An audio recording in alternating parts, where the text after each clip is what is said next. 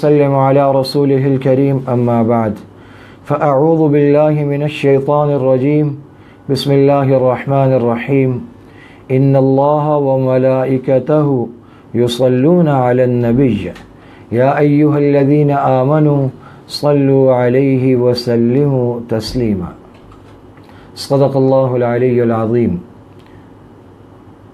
خالق و مالک کائنات اللہ سبحانہ و تقدس ارشاد فرماتے ہیں، بے شک اللہ اور اس کے فرشتے درود بھیجتے ہیں، یصلون علی النبی، آپ صلی اللہ علیہ وسلم پر صلاۃ بھیجتے ہیں۔ یا ایھا الذین آمنوا، جب اللہ اور فرشتے بھی ایسا کرتے ہیں، یہ اتنا بڑا عمل ہے، تو اے ایمان والو، یا ایھا الذین آمنوا صلوا علیہ، تو تم بھی ایسا کرو کہ ان پر صلاۃ بھیجو، درود پڑھو، وسلموا، صلاۃ بھی اور سلام بھی، سلام بھیجنا تسلیما، وسلموا تسلیما۔ اللہ تعالیٰ نے آپ صلی اللہ علیہ وسلم کا ذکر اپنے ذکر کے ساتھ رکھا۔ کلمہ شہادت میں جہاں توحید کا اقرار ہے، وہاں رسالت کا بھی اقرار ساتھ ہے۔ آذان میں اللہ کا ذکر ہے، آپ صلی اللہ علیہ وسلم کا ذکر ہے۔ اگر ایک آدمی ایمان والا نہیں ہو سکتا اللہ کی وحدانیت کو مانے بغیر، تو وہ ایمان والا نہیں ہو سکتا آپ صلی اللہ علیہ وسلم کی رسالت کو مانے بغیر۔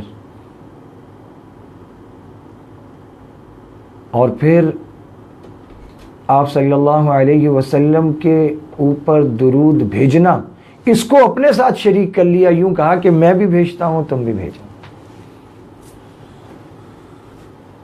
کائنات کی مقبول ترین عبادت ہے، ہر عبادت کے بعد یہ خوف دامنگیر ہے کہ وہ اللہ کی بارگاہ میں قبول ہے یا نہیں ہے۔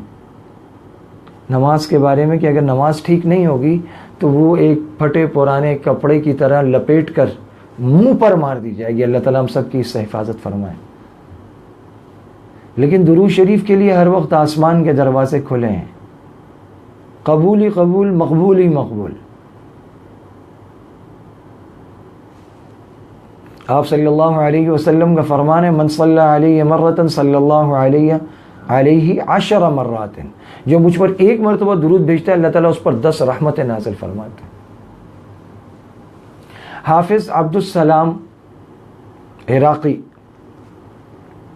وہ فرماتے ہیں کہ یہاں ایک اشکال ہوتا ہے، وہ یہ مطلب ایک سوال اٹھتا ہے، وہ یہ اٹھتا ہے کہ یہ تو ہر نیکی کے بارے میں اللہ تعالیٰ نے قرآن کریم میں 8ویں پارے میں فرمایا ہے، من جاء بالحسنہ فلہ 10 امثالھا، کہ جو بھی نیکی لائے گا ہم اس کو 10 گنا دیں گے۔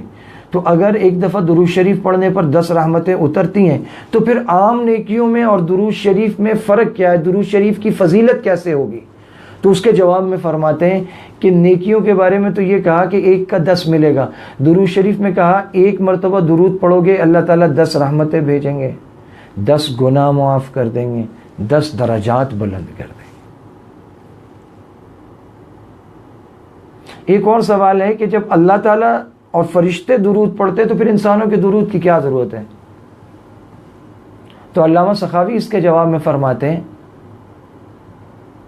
کہ اگر بات یہ ہے کہ اللہ کے درود اور فرشتوں کے درود کے بعد انسانوں کے درود کی ضرورت نہیں، تو فرمایا اللہ کے درود کے بعد، اللہ کی رحمتوں کے نزول کے بعد فرشتوں کے بھی درود کی ضرورت نہیں ہے۔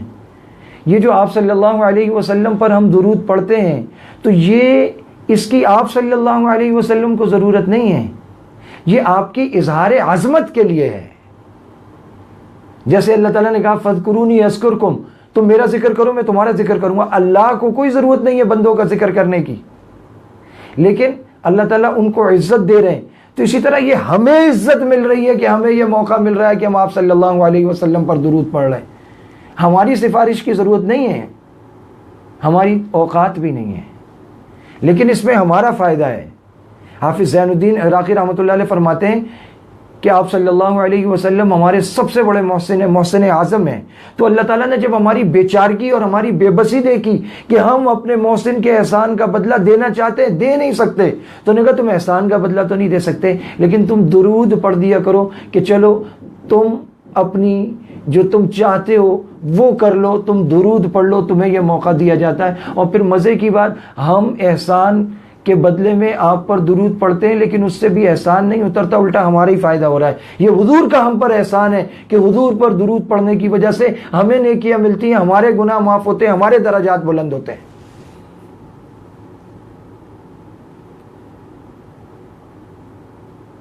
دس نیکیاں ملی تو 10 گناہ معاف ہو گئے. تو گناہ پتھروں کی طرح ہیں جو پاؤں میں بندھے ہوئے وزن ہے جو اڑان سے روکتا ہے، نیچے کرتا ہے. جب وہ 10 پتھر کھل گئے تو 10 درجات بلند ہو گئے، 10 درجے اوپر چلا گیا. تو یہ وہ مقدس وظیفہ فریضہ جس کو اللہ تعالیٰ فرماتے ہیں کہ اللہ اور اس کے فرشتے کرتے ہیں. ایمان والو تم بھی کیا کرو. اور علماء نے ایک بڑا عجیب نقطہ نکالا ہے، اور وہ خطیبانہ نقطہ ہے ویسے تو. کہتے ہیں کہ ایک وقت آئے گا جب اللہ کی حمد و ثنا کرنے والا کوئی نہیں رہے گا، لیکن آپ صلی اللہ علیہ وسلم پر درود پھر بھی جاری رہے گا، آپ پر رحمتوں کا نزول پھر بھی جاری رہے گا. کیوں؟ فرماتے ہیں کہ دنیا ساری ختم ہو جائے گی، قیامت قائم ہو جائے گی، پھر سارے فرشتے ختم ہو جائیں گے، 4 فرشتے رہ جائیں گے. پھر اللہ پوچھیں گے اسرائیل سے کون باقی ہے؟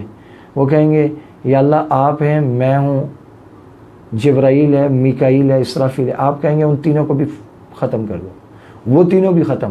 پھر اللہ پوچھیں گے اب کون ہے؟ تو اسرائیل کہیں گے یا اللہ آپ ہیں اور میں ہوں. اللہ کہیں گے تم بھی ختم ہو جاؤ، تم بھی مر جاؤ.